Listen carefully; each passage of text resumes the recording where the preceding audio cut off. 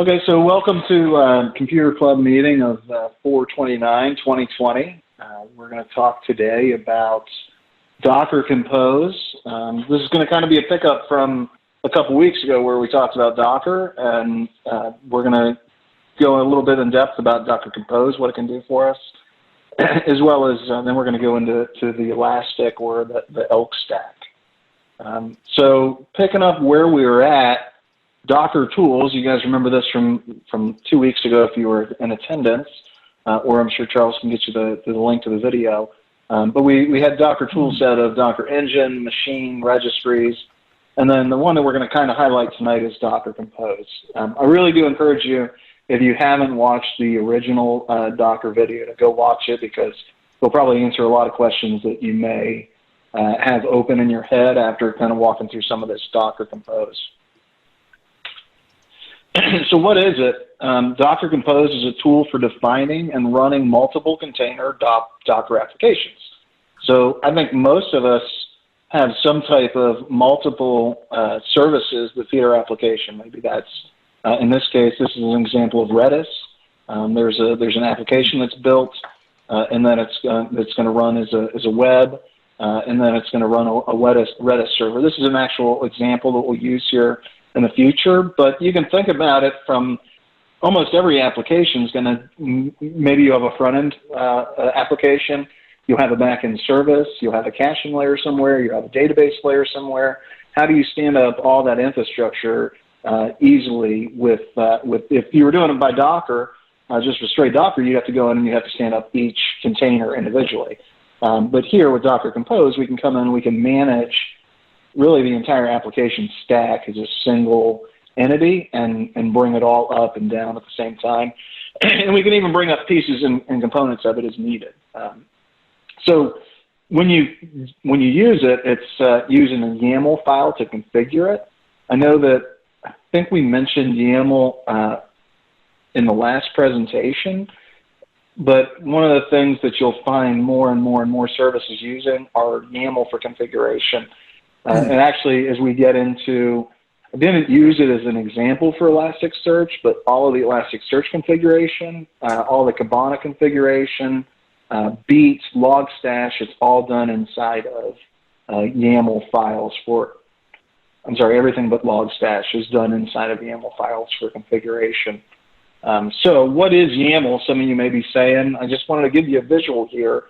It stands for YAML ain't markup language, so it's a recursive acronym, right? And so to first understand recursion, you must understand YAML, apparently. So it's a little bit more human readable. Now, if you already come from an XML background, or if you already come from a JSON background, it's going to be, at least I personally found it a little bit of a jump to go, okay, I don't get the structure yet. It took a little bit of time to get used to it, but the one thing to be very aware of is it uses a Python-style indentation.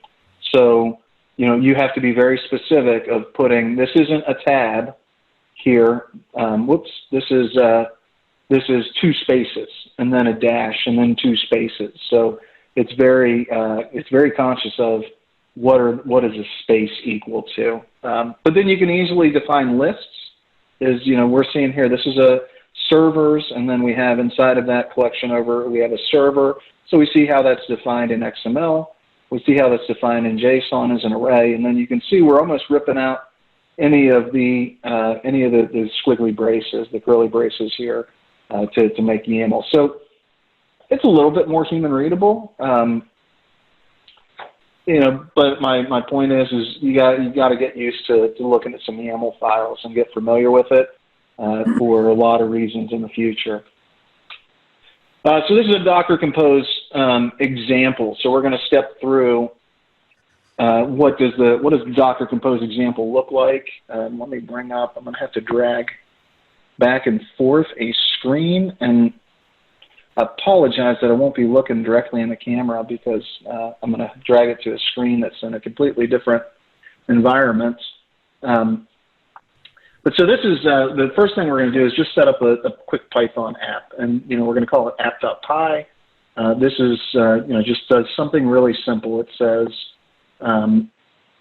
when we get the route of / Then we're going to call get hit count, and get hit count here says we are going to, while true, we're going to go try to reach the Redis cache and increment the hits, in the hits location. And then we're going to return that back to the application itself. We're going to return it as hello world. I've seen this X number of times formatted with counts. And so you can see here Redis is going to live out on port 6379. So I've got my editor of choice here, and I've pulled this over into Visual Code. And so, we're seeing the same file here. So I've just brought this file into the Visual Code. The next step that we're going to work through is we're going to create a requirements.txt file. If you don't know anything about Python, that's fine. This is just to get an example set up. What this is going to give us in a set of instructions is so that the pip package manager will go download Flask and go download Redis so that it will have availability to use those two different subcomponents. Hey, Chris? Yeah. Let me jump in very quickly for everybody else. The purpose of Docker Compose is to get 2 or more Docker images to work together. And so when we're looking at these config files and whatnot, that's what Docker Compose does, is it allows you to have 2 or more images that will run and work in concert with each other. Yeah, absolutely. If we have time to look at it tonight too, Charles, I may jump on to an application that I have running that is running WordPress and also running some running Nginx as a reverse proxy with Let's Encrypt to get the encryption for it. So there's a whole bunch of, it's about 4 Docker containers that run the environment. Nice. So we may get a chance to look at that, but just to give you an idea of what, and that's managed. I manage that with multiple Docker Compose files. So the WordPress is one instance, and the other the Nginx and the Let's Encrypt is another. Okay, so this is our requirements file. Pretty straightforward. We're just going to have a requirements.txt file, and then this is going to become a little bit more familiar to you if you walk through the Docker example. So this should look familiar. We're creating a Docker file. We're going to create an image based off of Python, and the version is 3.7 Alpine. And then we're going to drop into a working directory of /code. We're going to set up some environment variables. So we're going to tell the Flask app that it's app.py. We're going to tell Flask to run on just 0000, so it'll listen on all IP addresses. Then we're going to run APK, and we're going to package it. We're going to download some requirements for our Linux machine, and then we are going to copy over requirements. I don't know why that's duplicated there. I'll have to see if that. I don't think it matters. That may have just been a mistake. And then we have run pip, which is going to do an installation against that requirements text file. And then it's going to copy the remainder of our app, and our entry point is going to be to call Flask run. So, take your time, some other time, to learn about Python and Flask is a plugin, for lack of better terms, that will allow you to easily create RESTful services with Python. So then Docker Compose example, this is where we're going to kind of tie things together. We looked at this earlier. We're going to say that we're going to use Docker Compose version 3. We're going to tell it we wanted to build the following services. We're going to build a container named web, and it's going to have a build command. So it's going to build, in this case, it's dots, right? So you remember when we were doing Docker, that was, Docker build dot. This is going to do a Docker build dot for us, and it's also going to pass through it's going to expose ports 5000 and 5000. And then we're going to have a second service and a second container that's going to be named Redis, and its image is going to pull from Redis:\Alpine. So there's a couple of things that interlace with each other here. You may not have picked it up. I certainly didn't point it out, but if we look at the app.py, notice that the host name is Redis. And notice that, it's running on port 6379. We haven't given our Docker Compose file any information about the fact that it needs to have port 6379. So the thing you need to be aware is that inside the Docker Compose file, these containers will be stood up and they'll know how to resolve each other by name. So web will know how to resolve Redis by name, and vice versa. Redis would also know how to resolve web by name if necessary. So I know that, Charles, I think you had asked last time, how do you get multiple containers talking to each other, especially when it comes down to name resolution? Well, in this case, with the Docker Compose, it's just as simple as saying, okay, here's the name of my container, web, and here's the name of my container, Redis. And behind the scenes, Docker will manage that for you. Another thing to be aware is as you kind of grow in your use of Docker, you'll see Docker Compose used in a variety of different situations. When we talked about Docker Swarm as their orchestration layer, they were heavily based off of Docker Compose instead of, the kind of the winner in that game has been Kubernetes. And Kubernetes also uses a YAML file to define its manifest, but it's a different structure setup than what a Docker Compose file is. So you can't take a Docker Compose file and run it against a Kubernetes cluster. So you'd have to learn, in that case, Kubernetes. But to give you another example, in Azure Web Service, or in Azure, you can run web applications. And right now they have in preview the ability to take a web application and say, I want you to run it. In GA, you can run a single individual container. But in preview that will be available, I don't know, sometime in the future, you can actually take a compose file and you can run it, so you can stand up an entire web application from a compose file as it would live up inside of the Azure environment. I've not played with any of the other clouds. I'm sure that there's some form of way to use a Docker Compose file to stand up, multi-tiered applications with ease inside of their infrastructures as well. So it will grow beyond just your local machine. But for doing local machine stuff, it's great. Okay, so let's kind of play around with what the Docker Compose commands are going to look like. So if we come back to VS Code, and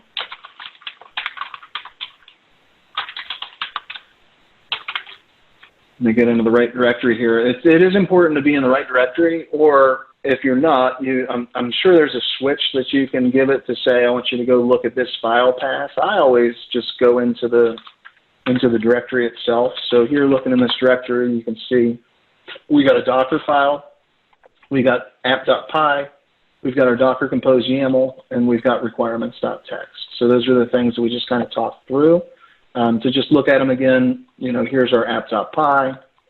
Here's the same Docker Compose file that we were just looking at in the PowerPoint. Here's the Docker file, and it does have copy requirements, so we'll go ahead and no need to have that. And then we have a requirements file that runs, requirements.txt.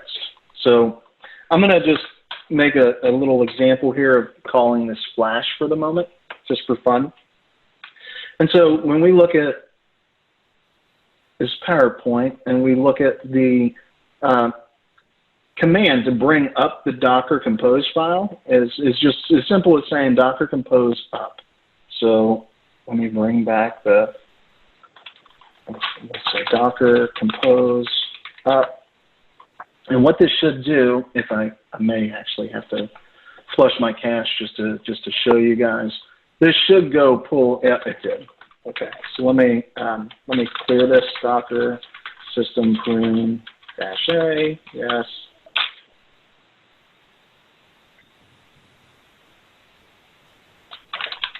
So now when we do a Docker Compose up, this will go and,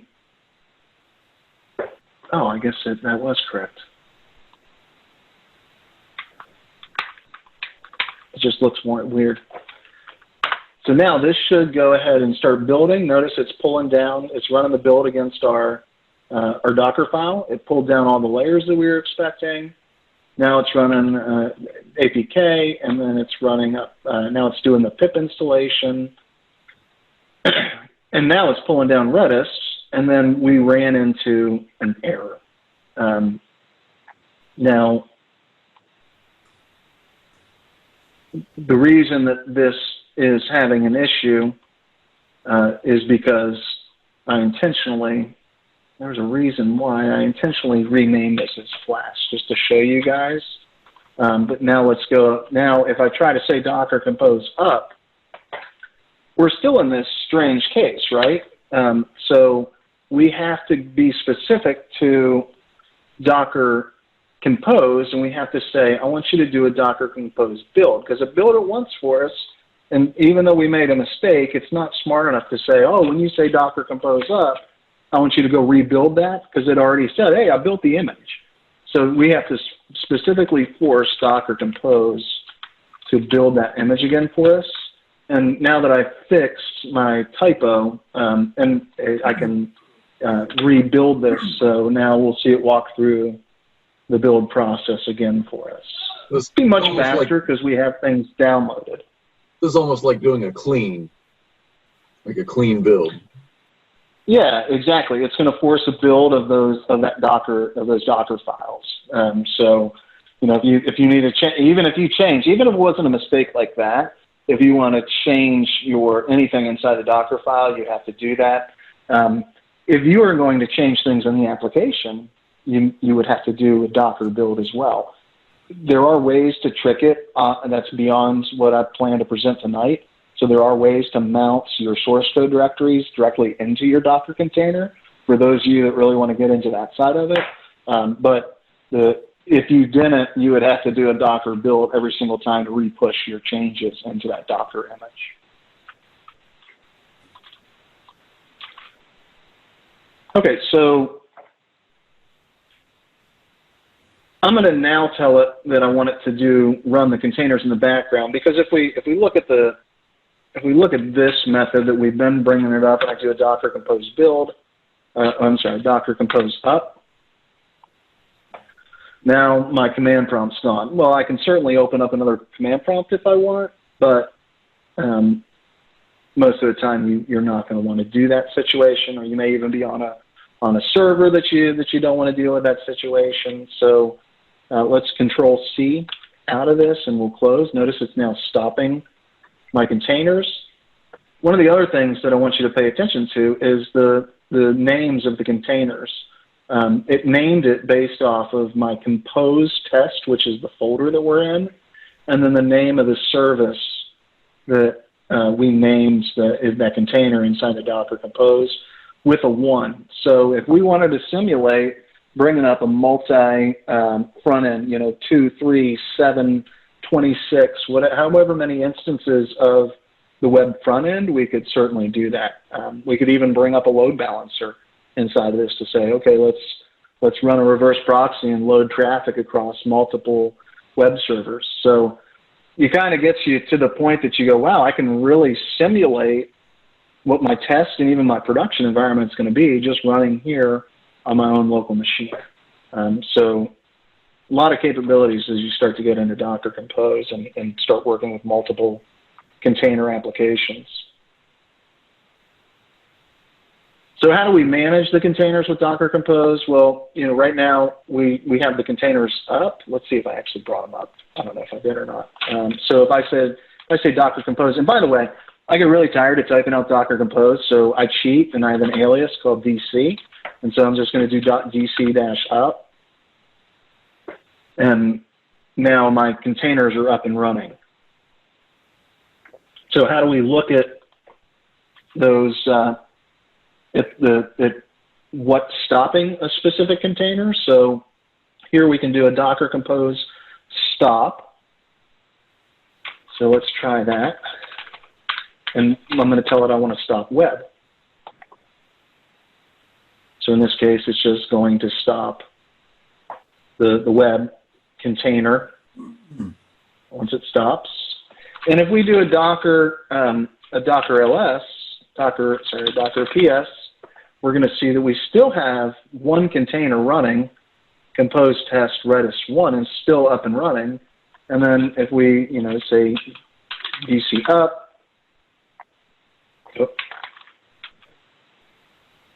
I needed to say DC up -D.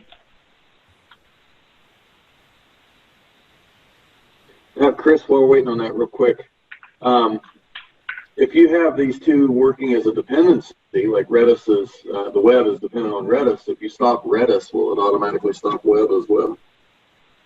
Yeah, you can, and I didn't go into the presentation with it, but you can set up requirements that certain containers are required to be available before other containers can be stood up.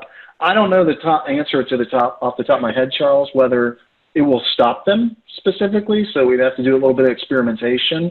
I think we could step out on a limb and assume that may be possible because of the way that they manage things.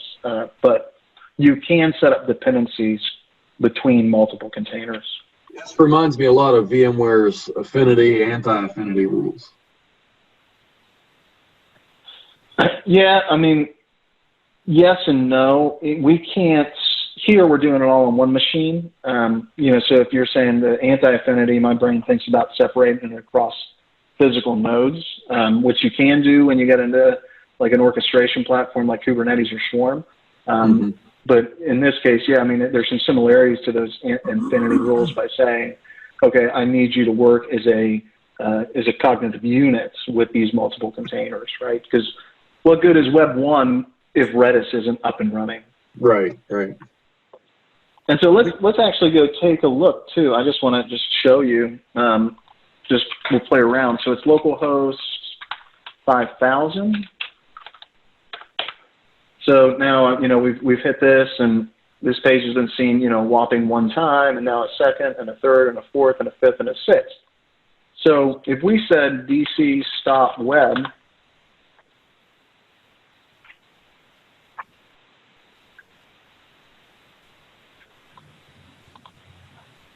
once this stops, we won't be able to connect in any longer. But since we only stopped web,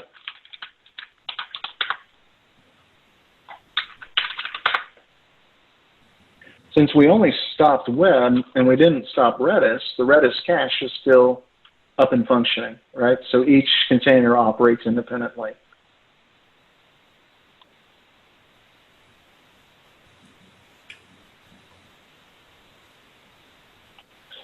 Okay, so I got a typo here. Starting containers is Docker compose start web, and then for stopping containers, it's Docker compose. If we wanted to stop all containers, we would just say Docker stop. So let's go run that,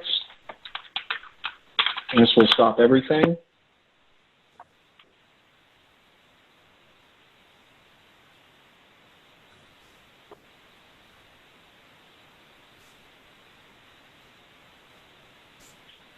And then finally, if we wanted to, if we tried to do, say, if we want to remove these containers, because right now, if we did a Docker ps-a, you'll see that these containers are still here on the system. But if we wanted to manage these containers or remove them, we can say DC rm and remove them. And so we can say, yeah, I'm sure I want to do so. And so kind of one of the things I wanted to make sure that you're aware of is when we say Docker compose, it's really an interface to a variety of commands that you may already have some familiarity with managing Docker, right? So we have a Docker build. We can also do a config to validate the configurations and create services and down, and we can PS them, and we can look at the logs of things. So it's behind the scenes. It's still calling Docker. It's just giving you a little bit more of a manageability layer on top of it, if that makes sense to you. Okay, so that was kind of a quick intro into what Docker Compose is. Let's take a pause and say, okay, what kind of questions do you have about it? So we'll open the floor up for questions.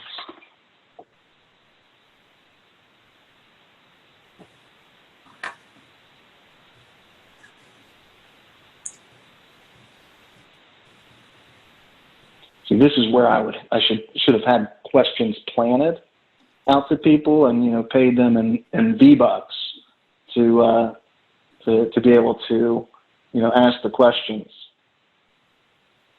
Where did Docker babies come from? They come from a Docker Compose file. Otherwise, you couldn't. How would you get a? It's a combination between a Docker Compose and a Docker build file, Charles. Right. Does Kubernetes use Docker Compose under the hood? No. Its whole orchestration is different. I'm just now starting to dig into Kubernetes. It's very very high powered as far as what you can do with it. I'd say the biggest similarities between Docker Compose and Kubernetes is they both use YAML. They both have, you know, somewhat of an intent. Compose as far as the fact that it was the programming structure to work with Docker Swarm, but Kubernetes, you know, kind of came out of Google differently, where Swarm came out of Docker themselves, and Docker said, you know what? This is winning. Let's go back to know what we're doing good, which is creating environments that allow developers to accelerate their development processes versus infrastructure management processes. Is Kubernetes or Swarm what you would look at if you were trying to spin up like a Docker image or a Docker instance and then shut it down after it's done its work? So the name for that would be an ephemeral container that you'd want to start up and then shut down once it's done. I mean, there's multiple ways to do that. I don't know the answer to that off the top of the head. If you could send an instruction to Kubernetes or Swarm to say fire up this many nodes. I'm sure you can't, because everything's API driven. Fire them up, and then once they're done inside the app, when it shuts down, it will shut the container down. So if you said run script or run entry point runs a process and exits, the container is going to shut down. So by the nature of that, it will shut down those containers when they're done. So if you wanted to scale out 100 containers to go run your workload, yeah, you absolutely could. And then they just die off as a normal process would, and the container would die off as well. Sure. Keep in mind you're going to run into naming conflicts if you're on the same host as well. So, you know, if you call it, you know, worker node, then you have to, and that's where something like an orchestration manager will get in, will help you, is that it will handle the naming for you versus you going in and manually doing it. So. Okay. Yeah, some of the other ways I've seen done is you can set up things like scale, so you could have one worker process running, and when its CPU got to a certain point, the orchestration engine could say bring up a second, and so that could be reading from, say, a Kafka topic or a RabbitMQ or a Redis cache, whatever it may be. It could be, you know, you could have a decoupled service that once it hits a specific threshold, it could then say, okay, I need to go spin up a second container, or I need to spin up a third or a fourth or a 100th for that matter of fact. And so, you know, just depending on the orchestration technology depends on, you know, what are those metrics that you can choose to scale by.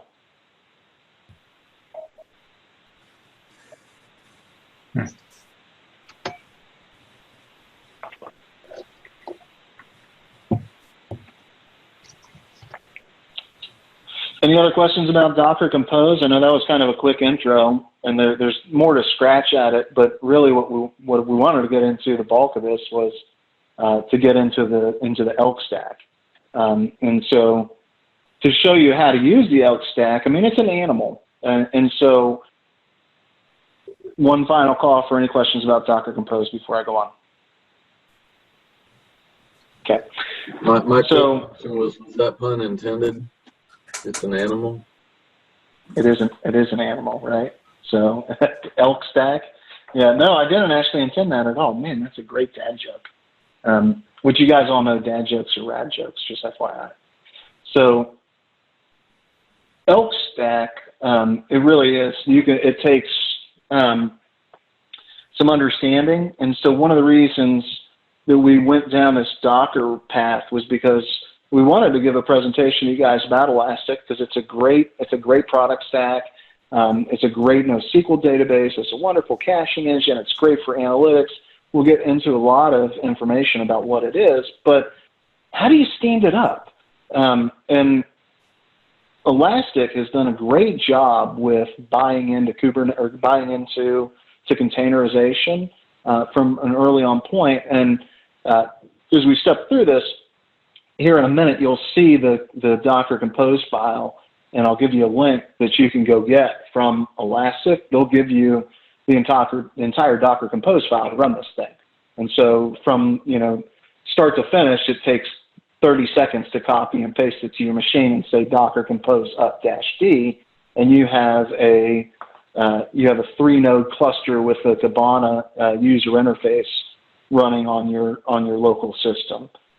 Where if you were to do that in another manner, maybe you'd actually have to have physical VMs up and running, or you'd have to go in and do some trickery to get Elastic to run on multiple ports, so that you'd have multiple processes running behind the scenes. So having that understanding of Docker and then Docker Compose will help you as you stand up your Elastic stack to go play around with it. So let's go into what the Elastic stack is.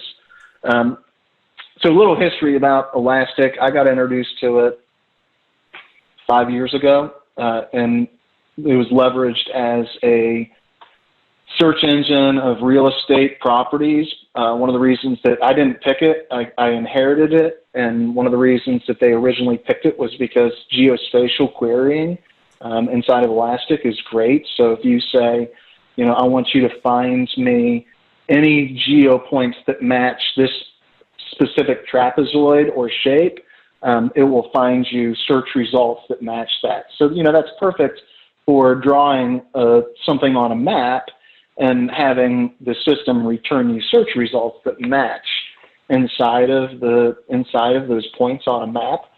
So that's why geospatial becomes very, very valuable.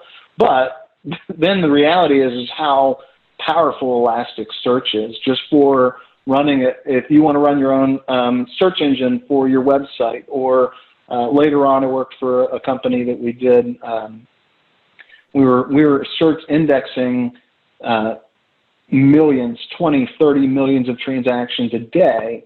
And as those transactions are indexed, somebody may call customer support. Well, how does customer support find a transaction for Chris Brown? Or bad example, but you get the idea.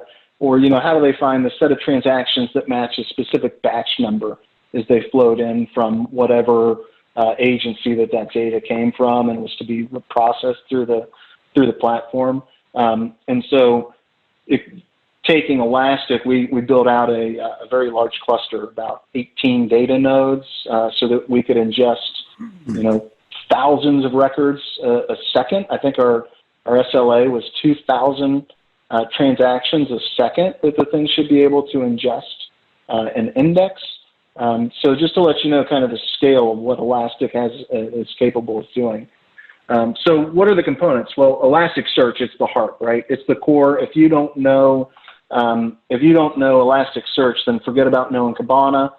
Forget about knowing Beats for the most part. Logstash, though, is kind of an independent entity. You can run Logstash to do a lot of different things. We're not going to dig into Logstash tonight. I'll just give you a little kind of preface about what it is. It's a great way to get data from point A to point B. And so, from a perspective, actually, I think I've got a slide here a little bit later, so let me move on. So Elasticsearch, it's a distributed RESTful search engine with analytics capability and addressing like just a growing number of use cases. You can throw a lot of use cases at this thing and go, oh yeah, that will work. The one warning, it's not ASIC compliant. So, there is that chance that you lose data. If you're storing, financial transactions, I wouldn't store them as Elastic as your primary database. a lot of people will actually use Elastic and they'll pump data from, say, a SQL engine and push it into Elasticsearch so that you have very fast search as well as aggregation of data and free-form text searching, but the store of data itself lives somewhere else. So the example I was giving you, Elastic was no means the ultimate store. The ultimate store was actually a large set of H-based databases living on a huge Hadoop cluster. And then we would stream the data to Elasticsearch for indexing. Or in the retail space I was telling you about, SQL Server was our backend, and we had a process that would fire up and push data into the Elasticsearch engine. So if we needed to re-index, maybe something came corrupt, maybe we lost our Elasticsearch server, you can rebuild that index pretty quickly and easily. So it's a central store of data. Go ahead. You mentioned it's not ACID compliant. How fast is it at replicating between nodes? So that varies. That if you have your infrastructure set up appropriately, I mean, you're talking sub-seconds, milliseconds. But if you have LAN congestion, if you haven't isolated out its replication traffic onto, say, an independent network, there's a lot of factors. Are you going across a WAN? There's a lot of factors that happen. If you're running, in the same rack, it's going to be pretty darn fast. So, could you get away with it? Yeah. Did I get away with it? It wasn't financial transactions, but I leveraged it as the main data store for pulling data out of MLS systems, and then put it in its raw format in Elastic, and then moved to the next stage and process it, and finally got it to the point that we wanted it. So at the same time, we stored it in the SQL Server, but for its processing capabilities, I could pull data from one system, dump it into a cache in Elastic, and then read through that cache. So I was never in a case that I felt like I lost a transaction. But don't go put your financial records in it. So the other thing too is, you can scale this thing for relevancy. Like I said, powerful analytics. We'll look at that here. Maybe we'll look at some analytics, give you an idea of it.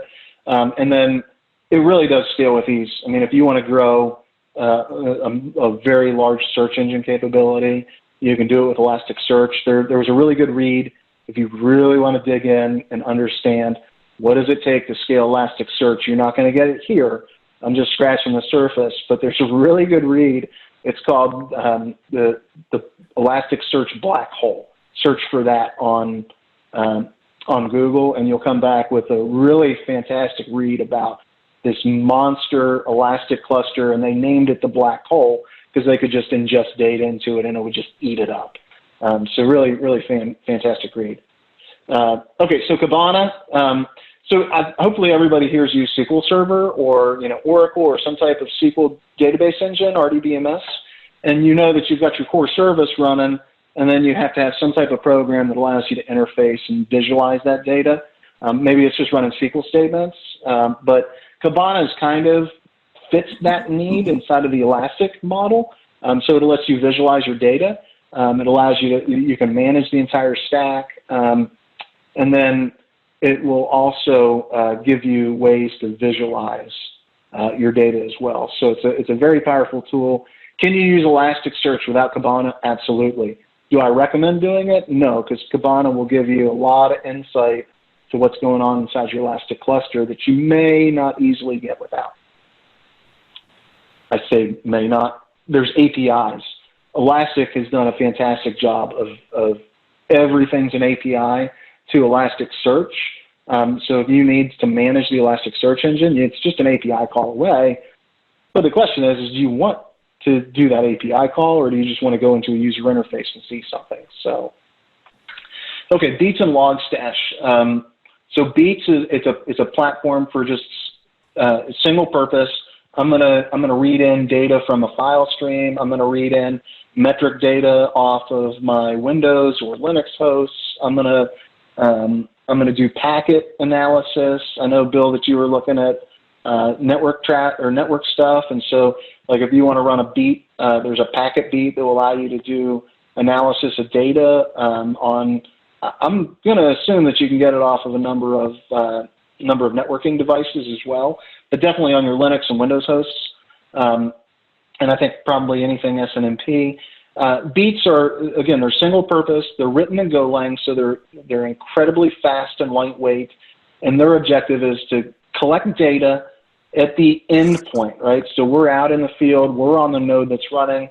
This is inside a container maybe, and we want that container to run as lean as it possibly can be. Let's add a beats process in, and it's streaming our log data over. And then it can stream it to Elasticsearch, or it can stream it to Logstash. Because once you get the data to Logstash, you can do some really cool stuff like data enrichment. Like maybe you want to add in, okay, I know an IP address, but from that IP address, you can go get a pretty good estimate of where that person is, at least generally down to the city level. So, you know, maybe even a little bit finer, but you know, so that's a great point. You're ingesting log data that you then want to go visualize later on, and we'll look at some examples of this. How do you put that onto a heat map of your state or country?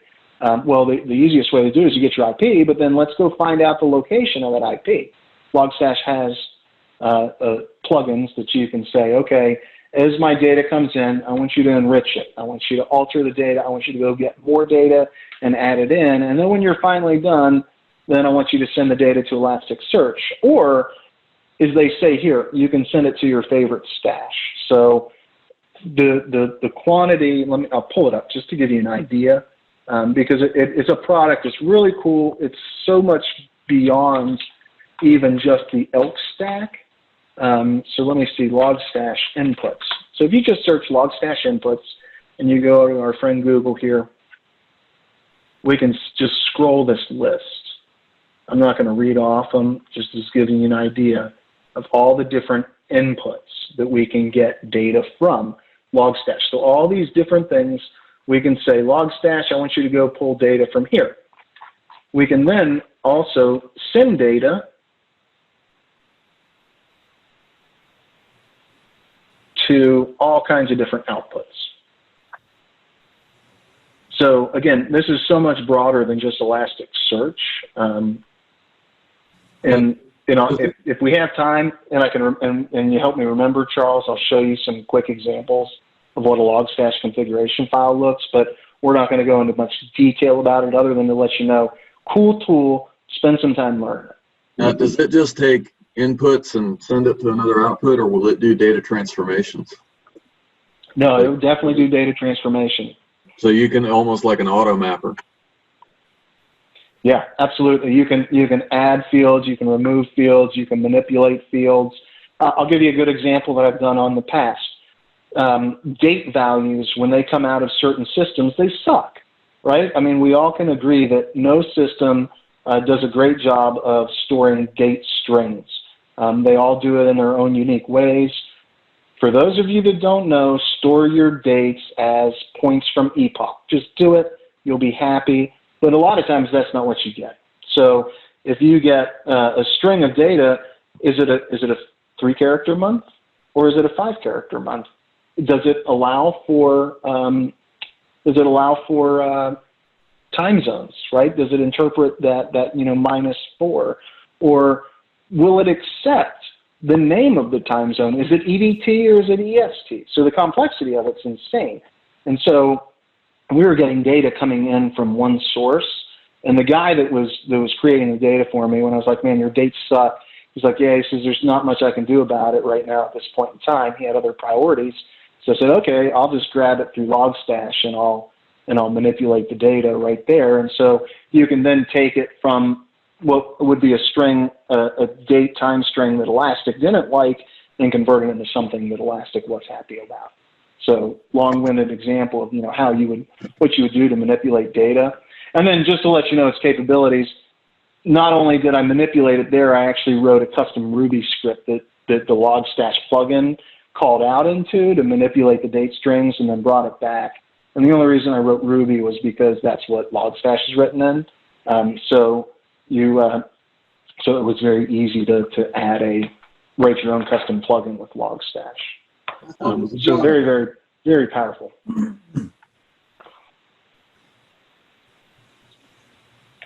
Okay, so the other thing to know about Logstash, where Beats was just a single, like it says, okay, you're going to give me one input, files, and I'm going to send it to one place. Logstash is happy to say, you know, I'm going to stand up as many pipelines as you have memory and processor and willing to run through. So again, take some time and investigate Logstash. It's a great tool. Okay, so how does Elasticsearch work? Now that we kind of understand the components of the stack, ELK, right? Elastic, Logstash, Kibana. Beats came later. That's why you don't have like an ELKB or an ELBIG, you know, and so why change a good acronym once you have it in place? So how does it work? Well, what a cluster, right? As the name applies, you know, Elasticsearch cluster, it's a group of one or more node instances that are connected together. A cluster, a node can have one or multiple roles.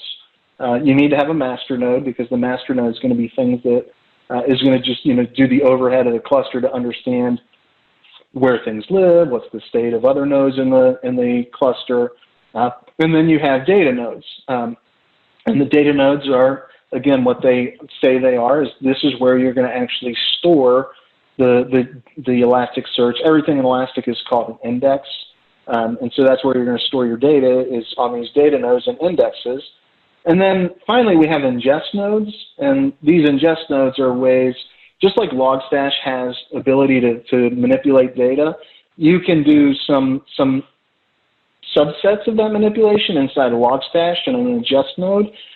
That's all I'm going to say about an ingest node at the moment, but they can be useful tools.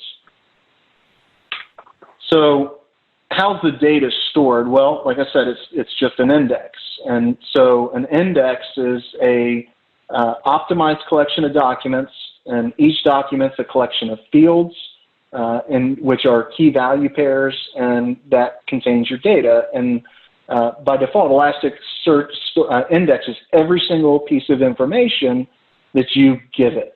You have to specifically go, don't index these fields if you don't want them. And so there may be cases where that's good, right? You may just have tag-along data that you don't care, that nobody's ever going to search for, but it's valuable data to have when you present information back to a UI, because just because you search for something, if you don't have all the data that the UI needs to present it, do you really want to go make another call to a database engine somewhere? So there are key components of data that may make sense not to be indexed. And so you just have to tell Elastic, okay, I want you not to index this data. But by default, it will index everything. And it stores it in what's known as a shard. So you have a primary shard and you have a replica shard. And you can have multiple shards as well. So an Elasticsearch engine, it's a logical grouping of one or more physical shards. Why do you want more than one shard, you may ask yourself? Well, there's a theoretical, and there's not actually a theoretical limit. There is a physical limit of how much data you can store in a Lucene index. Behind the scenes, Elastic is what's known as Lucene indexes. And so a shard is just one Lucene index. And so I forget the size, but there is a limitation of the number of documents that Lucene can handle. Lucene's an Apache project if you want to research more about it. And then, so if you want to have scale, you want to have more than, let's call it 10 gigs of data. Because that's a general rule of thumb that if you're going to go above 10 gigs of data, add a second shard. Or if you're going to go above 20 gigs of data, add a second shard. Now, there's a caveat with that as well, because just because I hit the limit of data, as I add shards into my index, I also gain search speed, because an index is going to live, as this image is showing us, P1, that's primary shard number 1, and then we have primary shard number 2, and we have primary shard 0. So this index that we're looking at is a 3-sharded index. And then also notice that replicas, so replica is exactly what it is. It's called, this is an exact replica of P1 to R1, P0 to R0, P0 or P2 to R2. And notice that a replica index doesn't live on any node, or doesn't live beside a production index. So when we talk about, I'm sorry, primary. So when we talk about a primary index, or primary shard, these are the shards that are writable. A replica shard can become writable if a primary shard goes away, right? So if we lost node 1 here, well, guess what? We have enough copies of the shards to still make that index available. It may not be happy and green. It may be in a yellow state saying, whoa, we're missing crap. You know, we don't have any replica of these shards. You're in a state of potential failure. But the reality is we can lose a node in this model, and the clusters can still be presenting all of your data that's available to it. So that's number 1, right? It gives us that ability to have data spread across multiple nodes and default tolerant. But the other really cool thing is replica nodes are searchable. So whenever I search for the word Chris across this index of data, it can go search every single potential every potential shard, whether it's primary or replica, and it will make some. Elastic is very sophisticated behind the scenes. It will make some decisions based off of what's the current workload of the nodes that are in the cluster, so it can route searches. So one search may result in many little searches.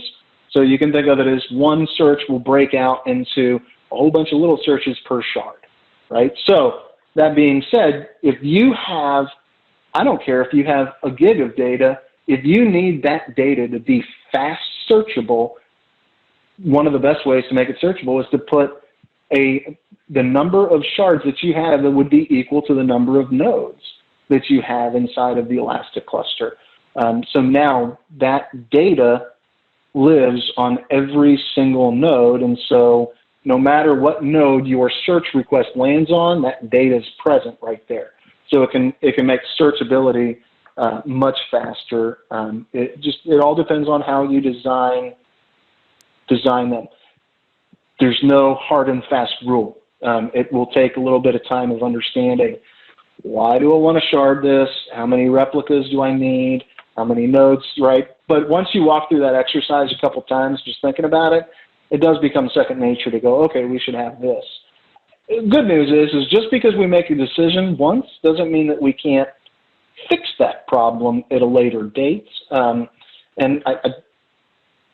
when we get into a little bit later, I'll talk to you about aliases and how they can help you resolve those problems.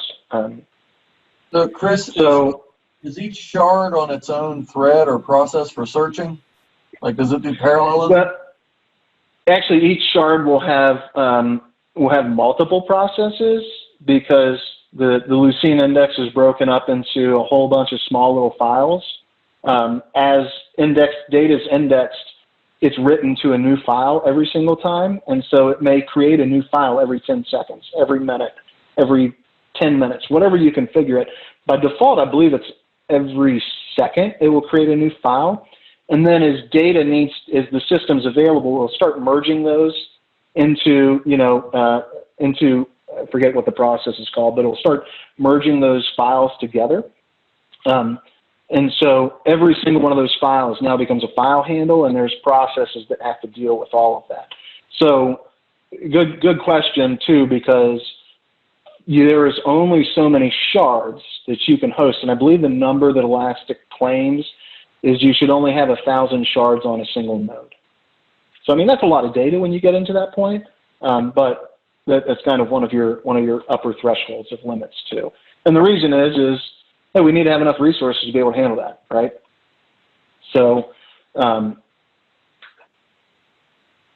Elastic is also very keen on using commodity hardware. You don't have to go buy a specialized computer to do this. Go buy an off-the-shelf Dell rack mount server.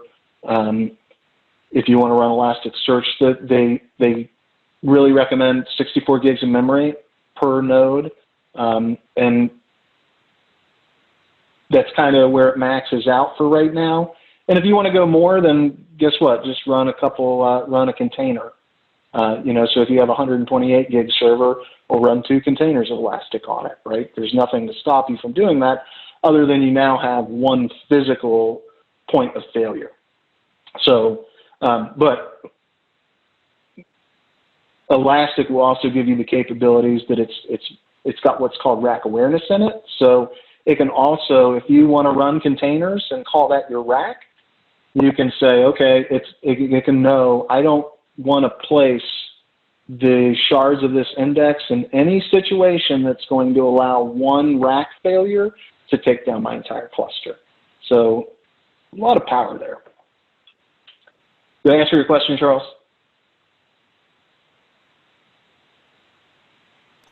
Yes, very much. Thank you. Cool. Okay, so standing up the cluster, now we get back to Docker. Let's go see what this looks like.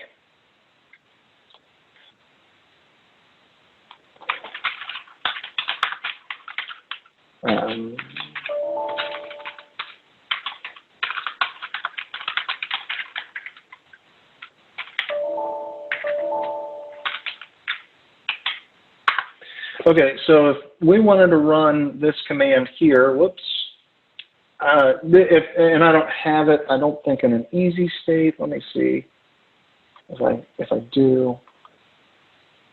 Yeah, I got it right here. So if I just want to run it by hand and run a single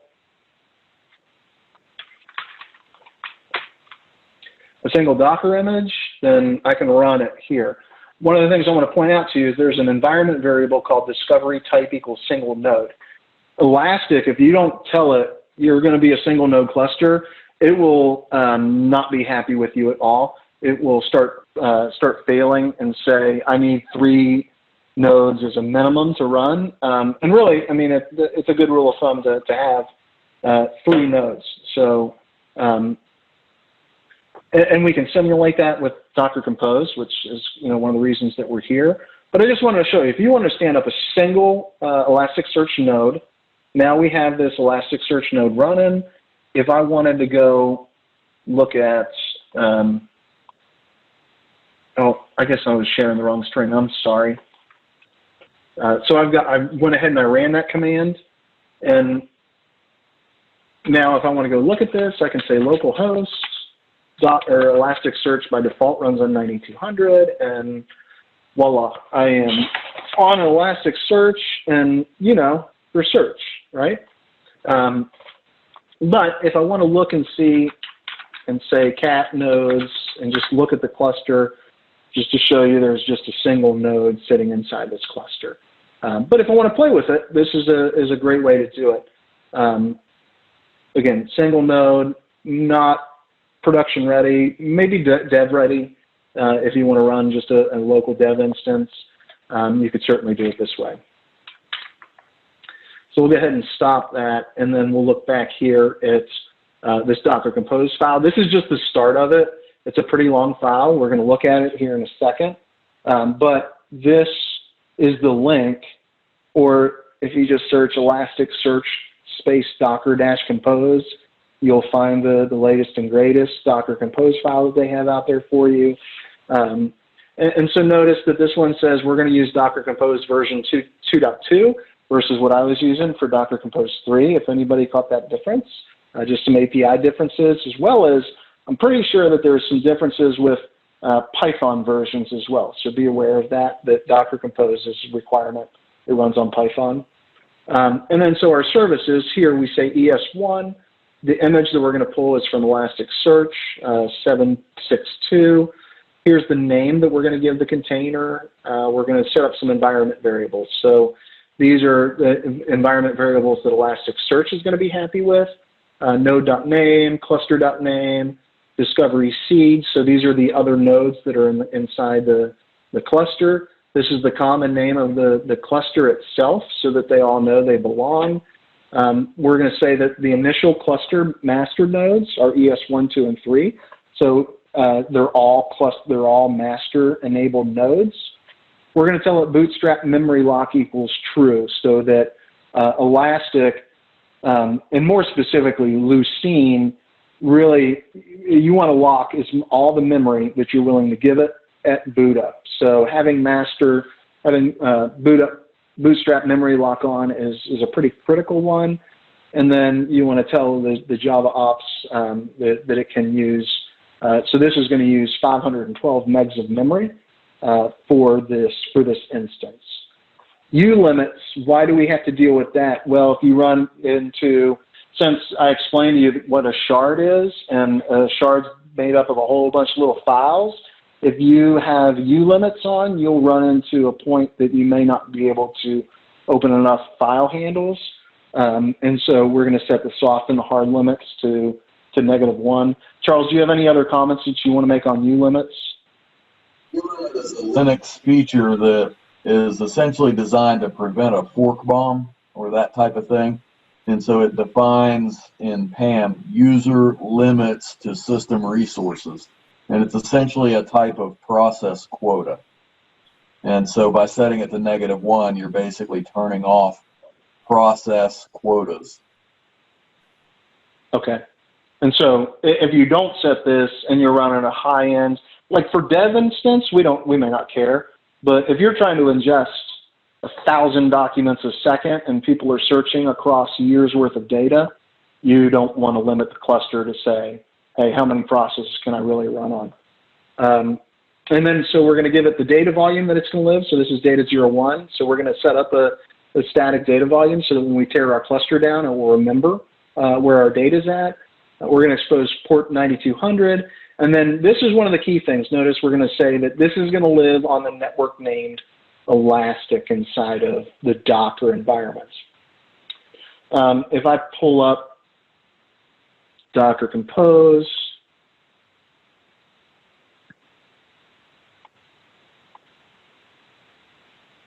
and we just kind of look through this, you'll see that we have an ES2.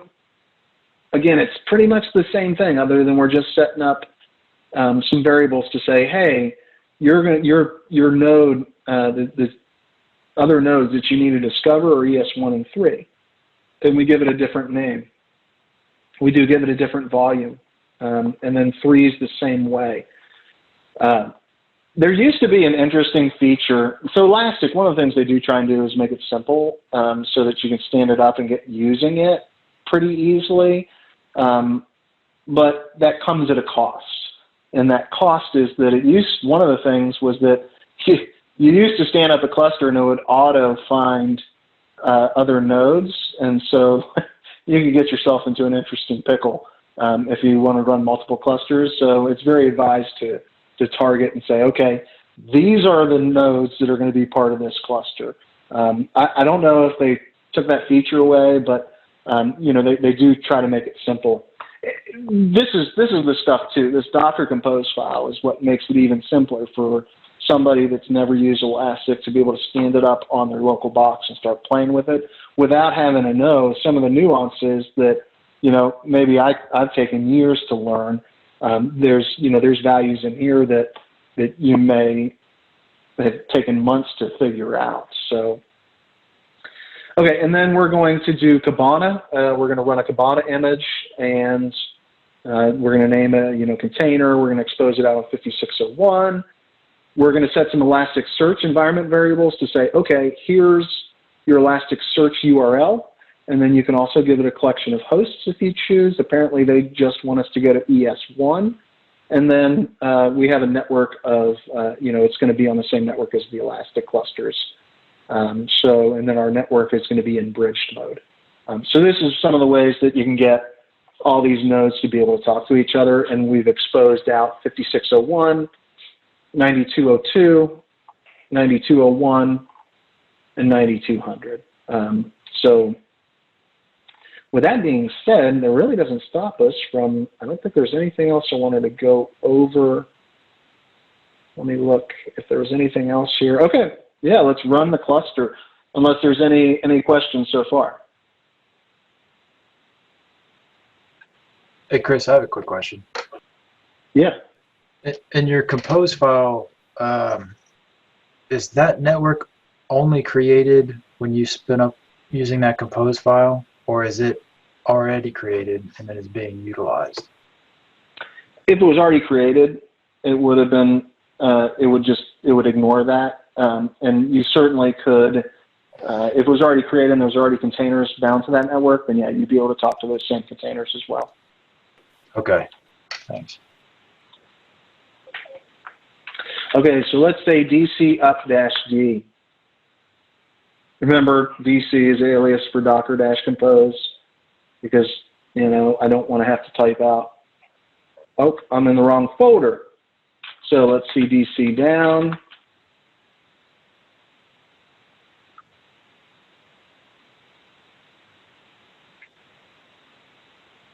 And then we'll do a DC remove, and then I'll get to the right folder.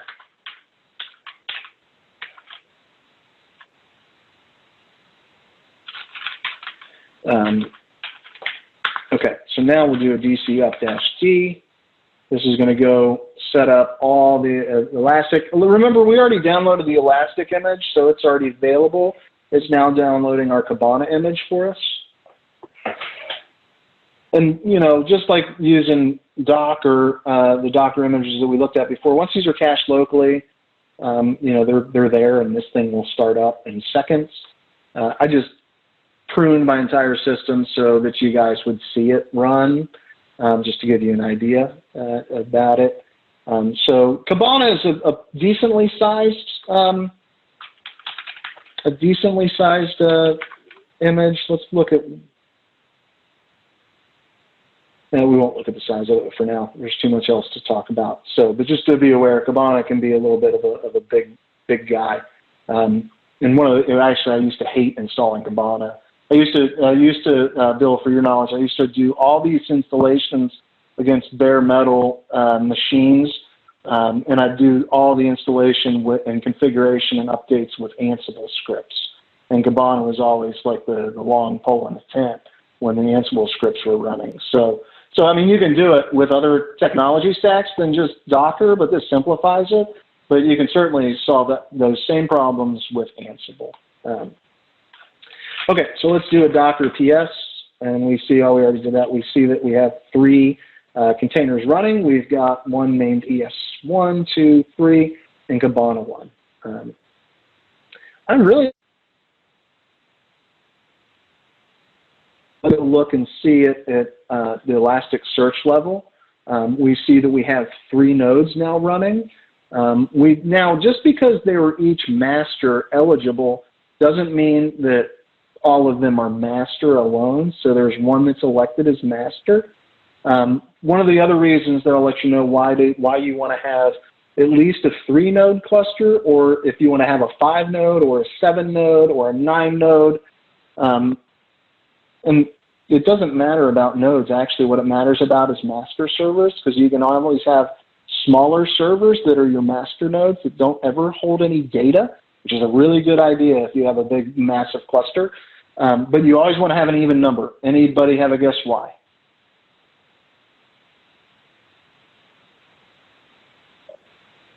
This is not just an Elasticsearch problem. This is a horizontal clustering problem. But if you have 2, you can get into a case that's known as split brain, because you can never get quorum to say, okay, I know exactly who's up and operating. And so when you get split brain of an Elasticsearch cluster, guess what happens? It still runs, it still lets data in, but there's all kinds of data that disappears and goes away.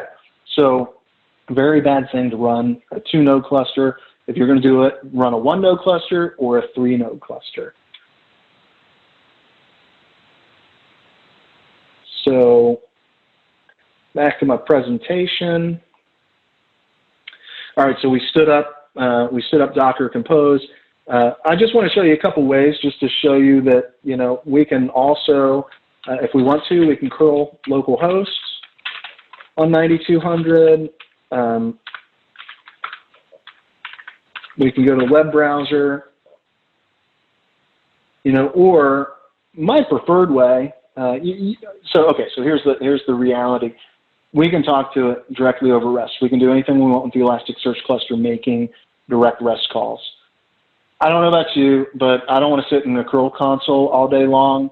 I don't want to necessarily be in Postman or Fiddler or any other type of REST interface, especially whenever I have a really awesome tool available to me called Kibana, because Kibana is going to give us a really nice interface to manage it. So here we go. We log into Kibana. That's a lot prettier than looking at that JSON response that we got. And one of the reasons that I like this is so I can go here to DevTools. And the same thing, that's funny, it remembers that from my cache. So the same thing that we were running with curl or running in our web browser, I can also do the same call here, but I don't have to remember the host. I don't have to remember that I'm running an HTTP or HTTPS. All I have to do is right at the root of it say cat nodes v, and it will return me the same exact results. So I had some fun discussions with the security guys. They would never expose 9200 for me, and I just chuckled. I avoided telling them, well, that's fine. You're exposing 5601 for me though, right? And they're like, yeah. I'm like, cool.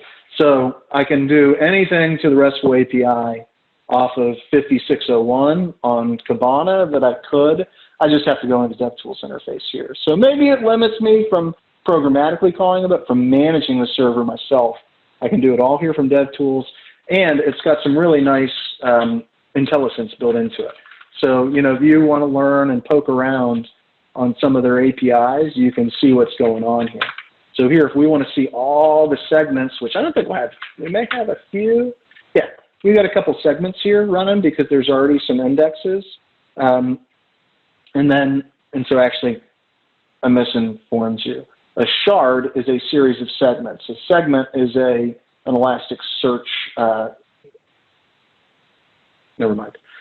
So segments they make up parts of the shard. And so if we said V here, we would see, here's the shard that this lives against. Here's the shard that it lives against. And as we start adding data, we may come back and look at this as well. But I really want to showing you guys some data here. So let's index some data. And so, I could certainly make a curl call and index it this way, or my preferred way is I'm just going to index it right inside of Kibana.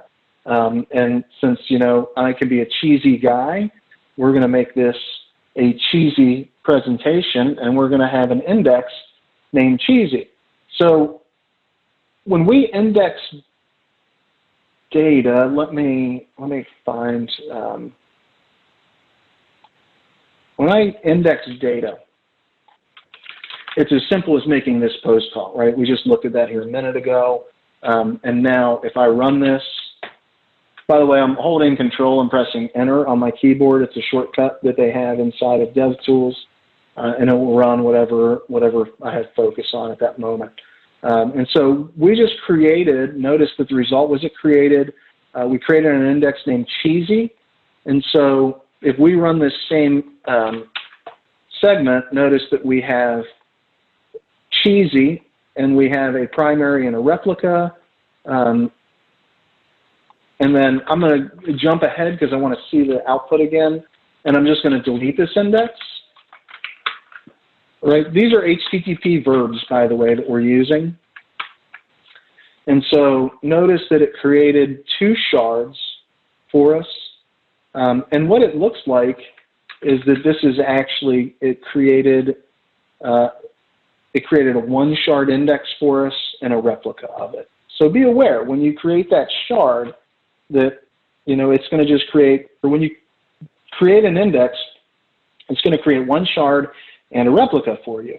While that may be a great use case, it may not solve the 95th percentile problems or the 5% percentile problems Elastic used to actually create a 5-shard index by default, and they finally tuned that back in some of these most recent versions. So if you work with some of the earlier versions of it and you create an index by default, it will tell you, oh, hey, I'm going to create 5 shards, which could potentially be problematic for you, or it could be an advantage to you. So as you play with this, understanding sharding will be very important for you.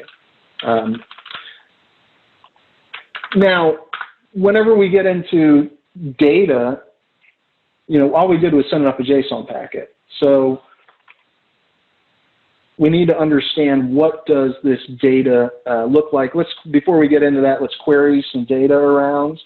And so just to show you how we can access this. So if I want to say get that one document back, I can say get cheesy, and I can say /1. I have to say doc. And so now we got the original document that we got back with some header values as well, right? We can also do some querying on it. And before we do that, I've got a whole bunch of cheeses that I have predefined that I want to load in here. So let me load these cheeses in. And so now I can just run a whole bunch of these together. And we just indexed a bunch of documents. And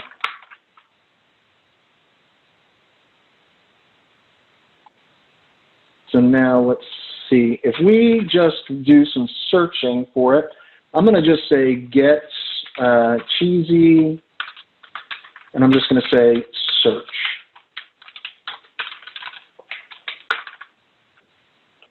And it returned me 10 documents. I'm not going to break them down and show you. You just have to trust me. The default size is.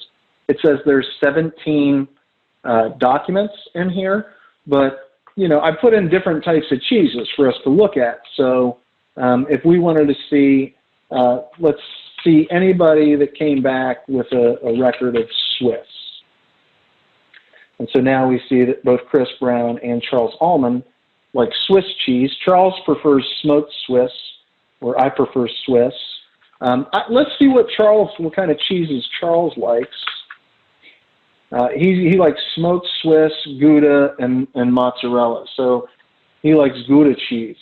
And then, you know, so we can just continue working on this same, any freeform text search that we want to do. If we wanted to force it to say almond, we could, you know, force it to say it's got to match Charles, or I'm sorry, I guess I typed that out. It's got to match Charles plus almond.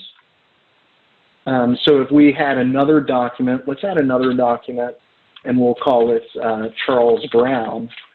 Let's see if we get that result set back. And so now if we search for Charles Almond, we did get Charles Brown. So I forget what the syntax is, but there's a way to say, I want you to find this. Right now it said, find me anything that matches Charles Almond. And then, but I do want to point out, it did return us Charles Brown, but notice the score here. The score is much higher when it finds a match of Charles Almond. There's also a way to instruct it to say, don't return me anything if it doesn't have the match. So it's going to be rated based off of best match first. Okay, so now let's get into the data mappings. So again, Elastic tries to make things very simple for us out of the gate. And so if we look at get cheesy mappings, we can see that our index has the following properties to it. It's got a field named cheese. It's a type text, and it's got another field that's name, and it's type text, and it's got a field called rating. Notice this is a JSON document. So we're not going to do it here, but if you wanted to predefine these mappings up front, you can do so. Because Elastic will make some best guesses, and it did okay with the small set of data we had here. It guessed that this was a long. But what if we wanted it to be stored as a short, right? It just assumed long, but I only ever gave it a value that would have fit into a short. So do we really want to eat up the disk space? And I know I'm taking us back to 1970, but when you're dealing with petabytes worth of data, you have to ask yourself some of these questions. Do I want to store it, number one, for data, and number two, because everything that's indexed, it gets pulled up into memory.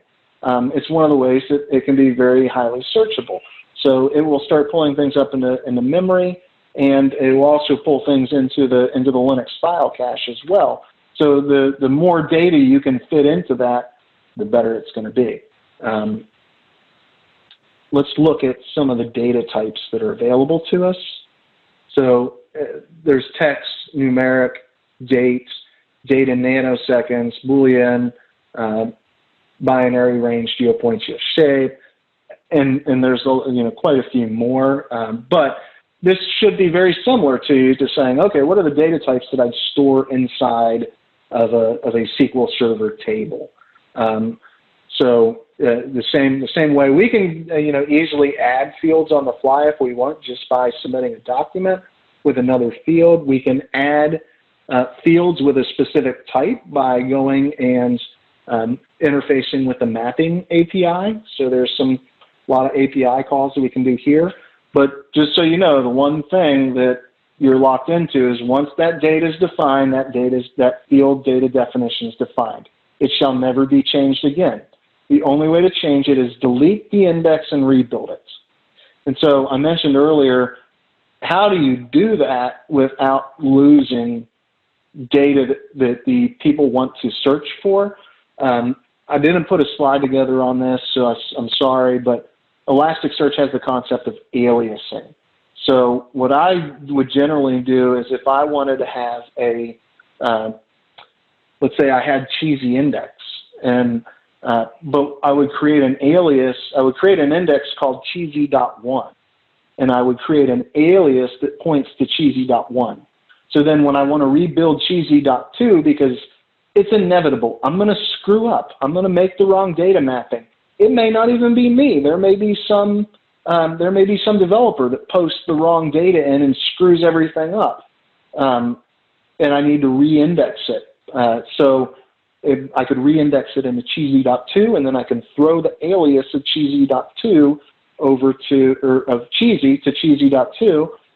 And the other really cool thing is I can give it an alias, and I can say both of them, cheesy.1 and cheesy.2, are both going to search against or be available under the alias cheesy, and now both indexes will return results. So for a period of time, while we're re-indexing, we could actually get duplicate results, which may be better than not getting any results at all, right? Or getting bad results. So a lot of power to manipulate it there.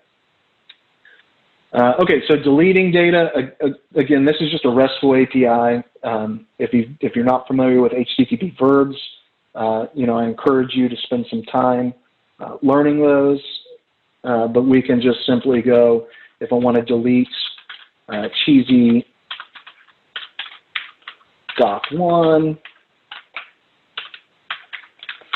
By the way, hopefully in future versions, this _doc will go away.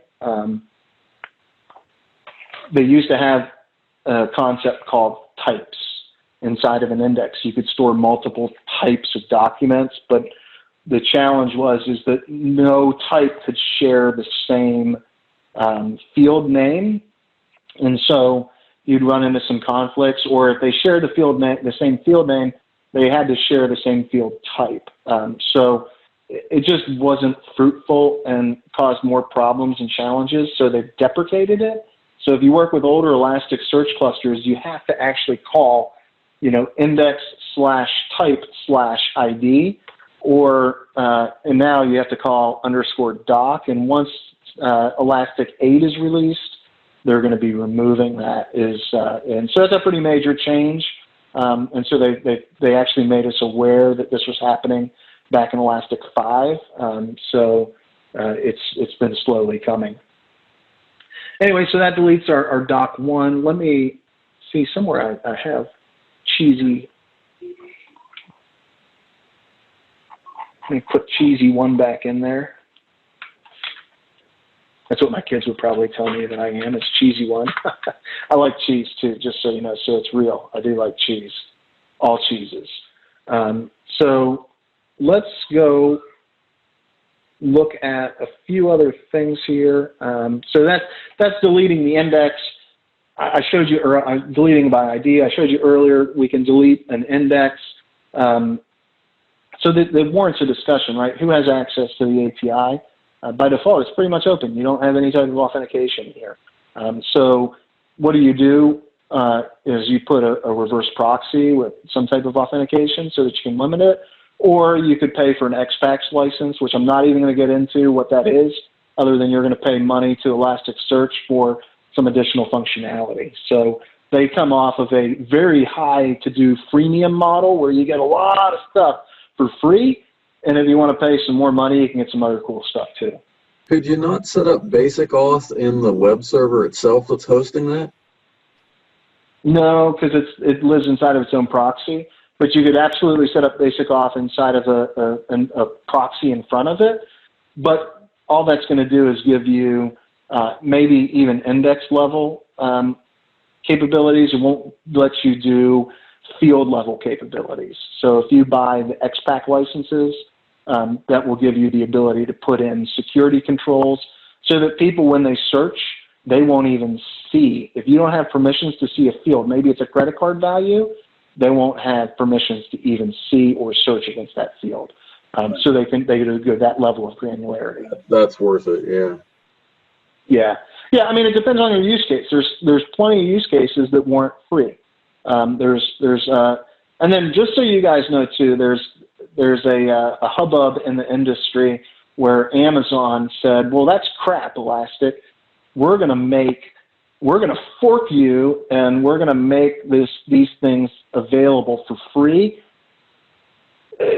I'll let you choose whichever way you want to go. So there's a free version of Elastic that's built by Amazon that you can download and utilize and have some additional functionality that you'd have to pay Elasticsearch for. So that's your own call. Now, wait till Uncle Jeff figures out how to monetize it. Oh, well, he monetized it by saying, oh, yeah, you want to host it in my cloud? Great, cool, come on, or make it a paid service. They already had an Elastic as service, and I think what they found was that they had a number of challenges in managing it, and so they're like, screw it, we're just going to go write our own version of it. And anyways, there's some interesting blog articles out there on it if you're bored and want to read up on it. Okay, so I'm going to show you some visualization stuff too. Did I not have a slide? I thought I had a slide about that. Oh, okay, so discovering data. Let's go look at discovering data. So if we look at the discovering data component in Kibana, so this is where Kibana can really pay off. But in order to discover it, I need to first create an index pattern. And then I told you what an alias was. Think about an index pattern as an alias inside of Kibana. So Kibana knows, okay, what data do you want me to go use? And so we're going to create an index pattern called cheesy star. And so what cheesy star will do is it will match any indexes that match cheesy star as a value in their name, and then we'll create this index pattern. And so this will give us the ability, and notice it went through and it found all of our fields. It actually behind the scenes gave us cheese and cheese keyword. And so this is keywords, one of the ways that it has to match that specific value. So if you wanted to keyword looking for Charles Almond, you can search keyword and it would only return you those that match the exact key phrase that was in that. So that it does that by default on text fields. You can turn it off if it's not something of value to you. And by the way, you turn it off by predefining your mappings. I showed you the mapping. If you predefine those when you create an index, you can manage and define all of that out of the gate. But so now we can look at this data and we can see all the different documents. We can look at it in a couple different manners. I think there's somewhere that we can see it as a table. But if I just want to search for it, and so let me see, I'm searching for Swiss. right? Here's the documents that came back for Swiss. Or if I want to search for the word Levi, here's the words that come back for that. Or maybe mozzarella. And so, okay, it didn't find that. So how do we give it a wildcard? Well, we can give it a star. And so now it's going to match mozzarella star, right? And so, you know, I'm not the best speller in the world. I write software for a living. So I couldn't spell mozzarella off the top of my head. I had to go to Google to find it earlier, just so you know. It's pretty cheesy. So, but now because I didn't know it, I can just do moz star, and it returns me back any hits that it finds on mozzarella.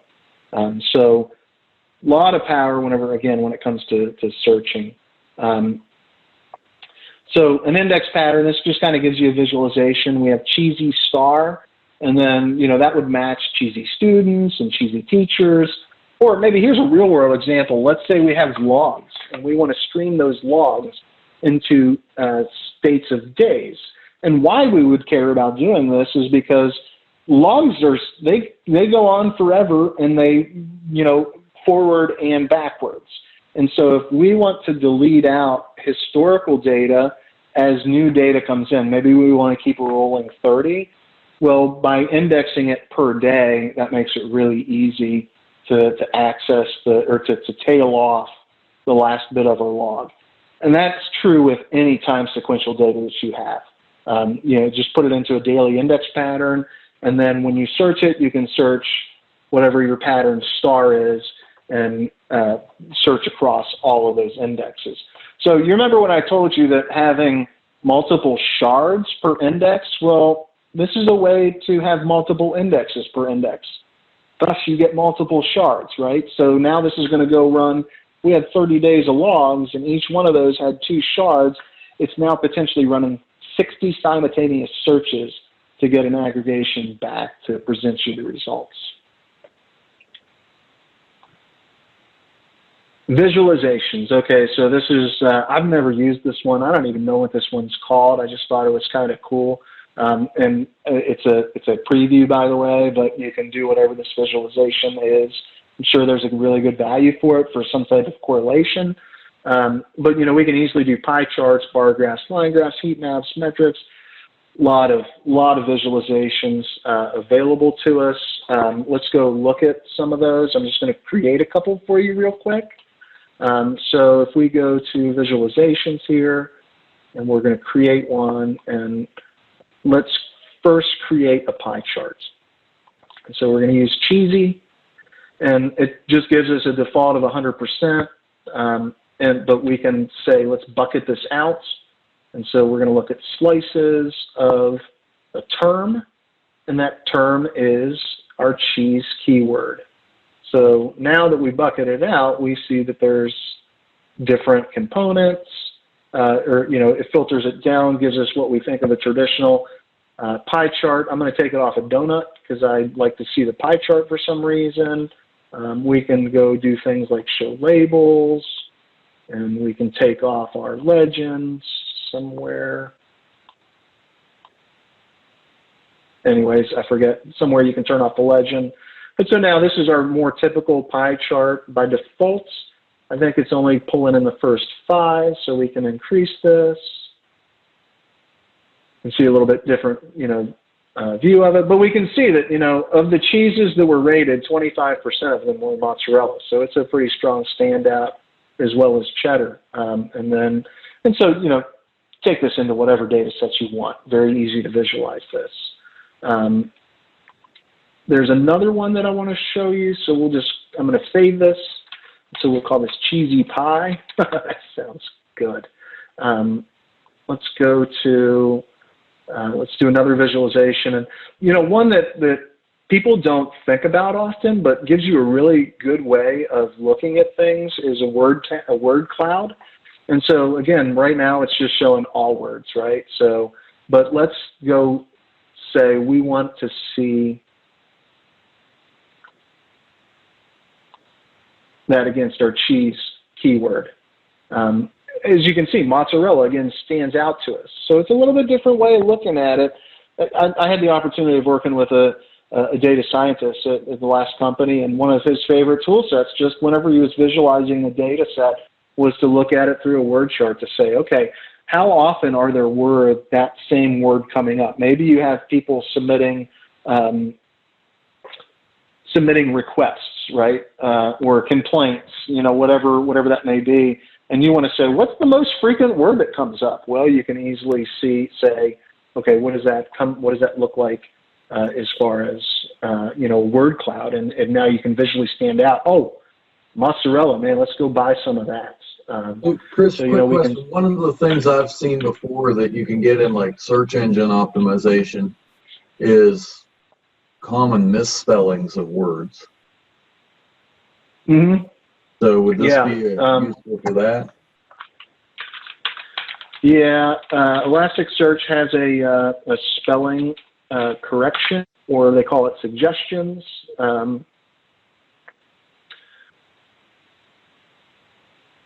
It's relatively simple to implement and turn on. We won't go into it right now, but it's absolutely capable for you to do it. So it will come back and say, hey, here's the things that we suggested, or it will even return it, those results, and give you, hey, we found, you typed this, but we searched for that. So yeah, it's really easy to add that in. Okay, so this is kind of our visualizations. One of the things that you can easily do is you can share this, and so you can embed this code. So now we just embedded iframe code. If we went and looked at it, we would see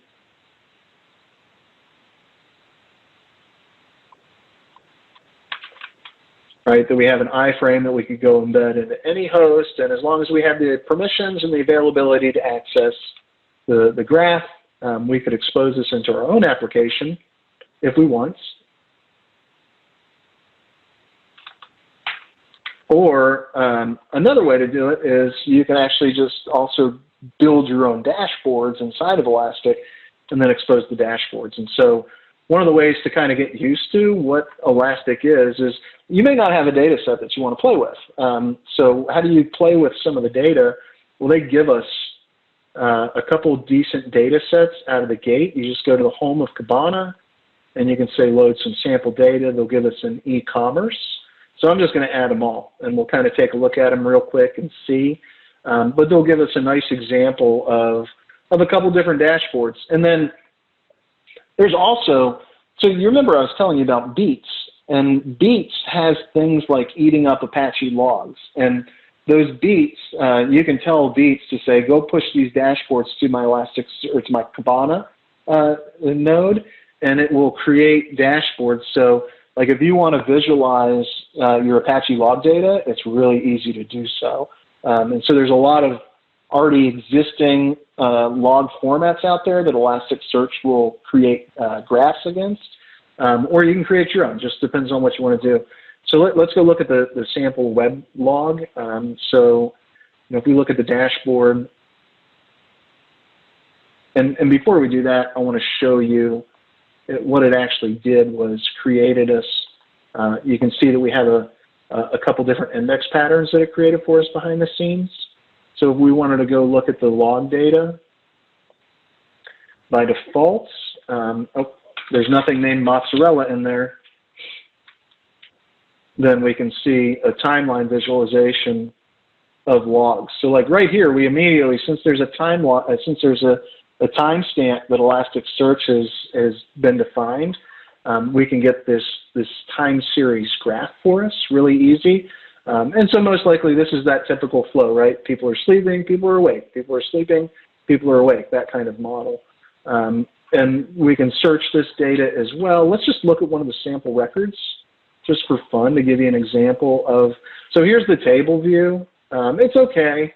JSON view is nice to look at too. So now we can see all the different, records that came in. So here's the actual log record itself. Then they extract out the refer and the request and the response code. So they put them into their own named fields. If you were doing that in real life, you'd actually do that through a Logstash ingestion model. And then we've got a timestamp field. So this is how they're doing the time series data. I think, yeah, so here's our geo field. So we've got a geo field, and they're telling us, you know, our coordinates as well. We've got a client IP field here, but apparently they didn't run it through. There's another thing that you can do to say, here's my location. I thought they did that on some of the data. Let's go look at the dashboard, though, because I thought there were some maps that we could look at. So let's go look at the law. Which one are we looking at here? This is web traffic, right? So we don't have a visual of a map, but you can see a lot of the different log sources, right? So we can see over the last 7 days, there's been 800 unique visitors. We can filter that down by source country. So let's look at, you know, US. We can even filter it down by operating system. And so these boxes, of course, they'll fill in based off of whatever data set you tell, you know, whatever fields you want it to query for, it'll give you the key terms off of it. So maybe it's Win 7, right? And so we just narrowed our set down. We had 31 unique visitors that are still running on Windows 7. How many people they have on Windows XP, right? 28. And so, you know, we can remove these things as well. And this is, you know, just another interesting view to see, you know, unique visitors versus average bytes. So we've overlaid 2 graphs on each other so that we can see, you know, what's our, and then the bottom's probably unique visitors, and the top is probably average bytes. We can look at a scatter plot. So heat maps are actually really fun. To give you an example of this, we were trying to identify when's the best time to do an update to our software, and nobody could tell me, yeah, it's this. And so we knew an approximate, but I thought, hey, well, great idea for a heat map. So I took all the data, normalized it into a 24-hour period, you know, the 0 through 23, and indexed it into Elastic, and then did a heat map so that we could clearly see what are the hours that make sense to do our software releases on. Okay, so there was maybe it's built into the map. I thought you had to ingest that data, but you know, here's a visual of it. Let's go look. I always like to see, you know, how many people in West Virginia are looking at it. Maybe this is, yeah, this one should go in. So, man, there was nobody in West. Nope. We got a couple people down here that you know, came and queried against Elastic. This is probably actually Elastic.co's web logs. That's generally what they use. So this, you know, for whatever data range they were looking at. And then here's source and destination, a Sankey chart. Again, I'm still not sure I understand source and then maybe destination. Where are they going? What country are they going to? Okay, so that's web logs. Let's go look at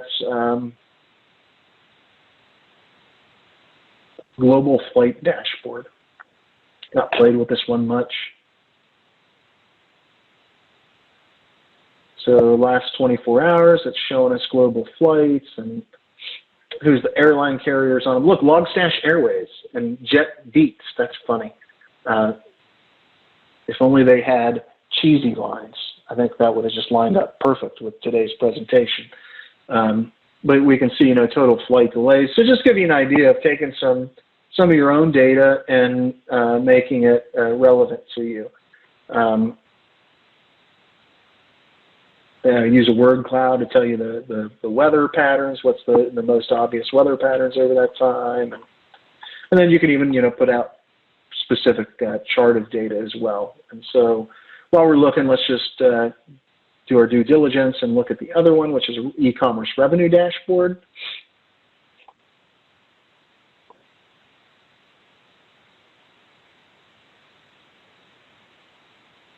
You know, so again, a different use case. Here's the business saying, tell me, you know, what we sold, what's our average sale price, what's our average, you know, order, you know, quantities per order, all the things that an e-commerce manager would want to see to understand what's the performance of the e-commerce property.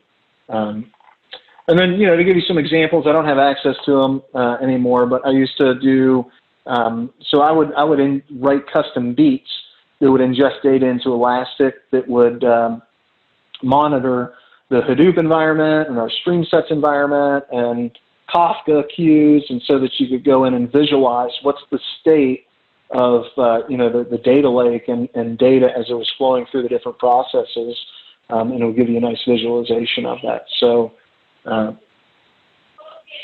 I'm, again, only scratching the surface of the use cases that Elastic can support, even out of the box. They got an APM. They've got, like, if you want to just take your logs and start streaming it to it, you can start doing a tailf on logs and watch your logs as they stream by, which is always a fun thing to do. It looks like we did get some logs tailed in because we pulled in that Apache log. So here, if you wanted to look at the raw log and, search for, let's search for 151. Whoop, we didn't find it. So maybe we have to look at it this way. Okay, there we've got some log data. So, if you knew that you were, hey, let's go look and see when this IP's called us before. And by the way, we could have searched that same thing back against the dashboard as well if we wanted. So all the dashboards are searchable. And then one of the other things that they have is an APM. So I don't know if you guys have used New Relic or Dynatrace or a variety of other different APMs that are out there, application performance managers. This is one, I've never set it up. I've wanted to. I've not convinced the powers to be to let me take the time to play with it yet. But if you want to see how are your hosts performing, very easy way for free that you can fire this up and go, and sorry, not hosts, but apps. And there's, I think let's see what it says. So it will support, Mac, Debian, RPM, Windows, and it will support, Java and Rum.js and Node and .NET and Go, and so all different types of programming languages. You can embed the APM agent, and it will start streaming your data to an Elasticsearch cluster so that you can start visualizing it. So that's pretty much the bulk of what I had set to talk about. So with that, I know we have a few minutes left here. I'll open the floor up for questions. I have one. Is there any specific things that you should do when you're going to use Docker Compose in production? No, I don't think so. I mean, Docker Compose in production would be if, really you're targeting one specific host. You want to bring up an application stack. So the example that I have, it's a WordPress site just running on a single Linux node, and so that's a perfect example for it. But unless you install Swarm, you're not going to be able to use Docker Compose across multiple nodes. But so that being said, use Docker Compose in production if you want. Absolutely.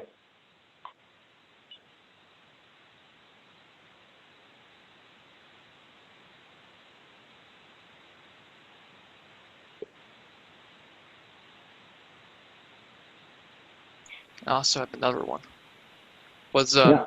Would you use Beats to source up like a SQL Server database? Beats would not be the best method for sourcing SQL because you would have to, as far as I know, there may be a community beat already written for it. So there may be one out there, or you could dump data to a text file and then ingest it with Beats. Or you can actually use SQL Server. There's an input for Logstash that will let you pull SQL Server data in as well. And then if you really want to go crazy, man, just download libbeat and write your own custom beat that queries SQL data and pulls it in. Actually, querying SQL data out of Go is not too bad at all. It's surprisingly easy.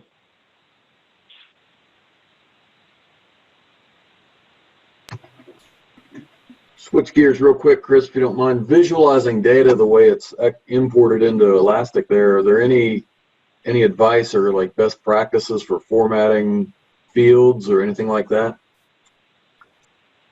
So I think that goes back even before you visualize it. You may not be aware that you have a problem until you start to visualize it. So I think those best practices would be put an alias against your index so that you can easily swap indexes in and out, so that when you do find that case that the data format's wrong, you can easily change it. And keep in mind, since it's a index pattern inside of Kibana, your data types have to match across every single index that it has. Now, that won't break everything, but it will start firing warnings to you. So number one. And then number two, some visualizations are really good on text or will only work on text, and some visualizations will only work on numeric values. So keep that in mind as well. Like a line graph may only support numeric values because you got to say, hey, my range is from 0 to 100 or whatever. Or, a dial may only support numeric.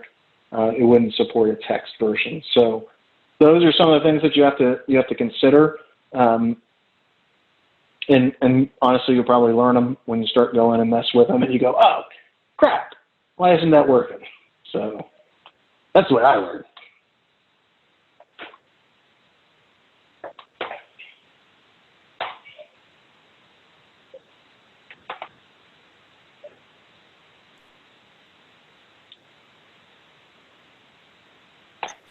Now with NoSQL, of course, there's no relational data, but how can you visualize relational data? How can you visualize relational data with this tool? Yeah. So I think the way to visualize it would be ingest that data from SQL and put the components that you want to visualize into an Elastic search engine. And I mean, you could design that out as a stream. If you had a microservice implementation and data is going to SQL, then you could also then send a little bit of data over to an Elastic search engine for the visualization of it. They don't have a way to get direct SQL, but that does remind me of something that I played with, and I never thought it was that great because I was already familiar with working with an Elasticsearch queries. They actually have a SQL interface that you can use to query Elasticsearch data. So that's kind of reverse of the question that you asked. But if you want to query Elasticsearch data in a T-SQL format, there's some support intrinsic from Elasticsearch out there on how to do it. Nice. Yeah, I think they even expose it as a JDBC driver and maybe an ODBC driver as well. Any last minute questions?